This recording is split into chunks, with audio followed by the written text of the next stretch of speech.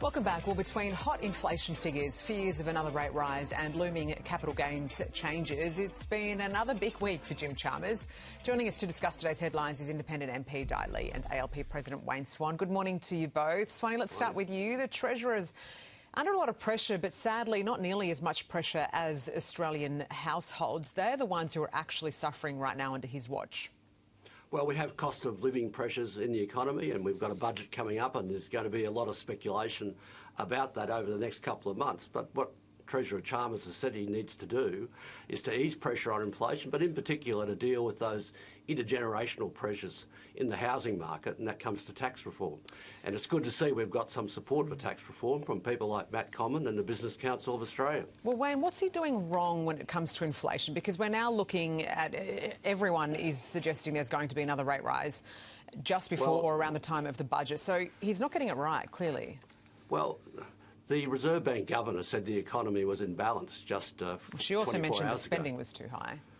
Well, I don't think she did say that. She said that investment is strong, unemployment is low, and it was going to be, you know, a fine judgment as to whether rates went up in the future. Look, we've got an economy that's fully employed, with very low unemployment and strong private business investment. Many countries would kill to have those sort of numbers.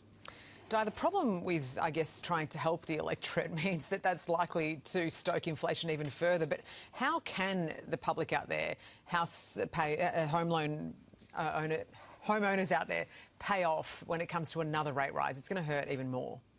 Well, last night I just spoke to a young person who works part-time in my office, and she's just received the energy bills has tripled, for her family. She lives in a small, five members of the family in a small unit. She has to help family pay for that and energy bills. She said the rent was due, car registrations has gone up. She has to help her parents with that. And, to me, that is the cost of living when a young person here in Fowler have to step in and help their families. Now, the government keeps on talking about, they have to take responsibility. They take credit for inflation's gone down. They have to take responsibility for inflation now going up. So I think the government has to be very transparent.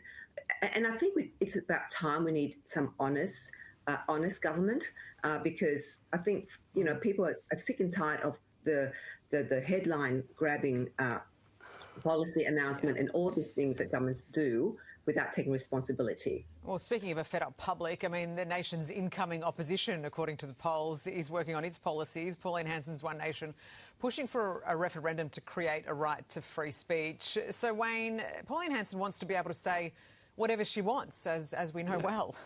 Well, she wants to support hate speech. That's essentially what she's saying, and that's just more division and more denigration of millions of Australians who are part of our community. I think it's appalling that she could be continuing down this road.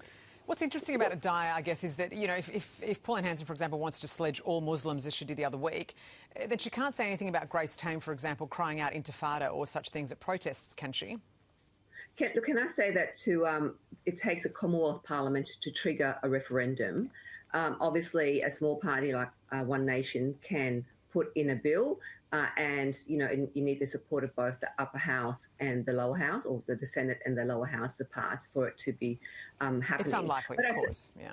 It's unlikely, of course, and this is just for Pauline to obviously speak to her constituency, who are also fed up with the social media ban. The hate speech legislations got pushed through so quickly.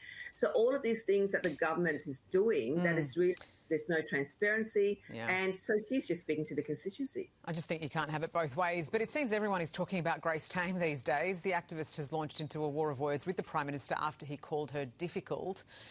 Di, he then tried to apologise by saying she's had a difficult life. Behaviour, Grace says, is straight from the Scott Morrison playbook. Well, it's interesting when people use the word difficult to describe a woman or something else, as opposed do they describe a man being difficult as well. So, yeah, look, I don't know what the Prime Minister was thinking when he said the word difficult, and of course he's now saying that it's, her difficult life. Whether that's the truth or not, I don't know. And we know politicians can make up things, say things that they don't mean.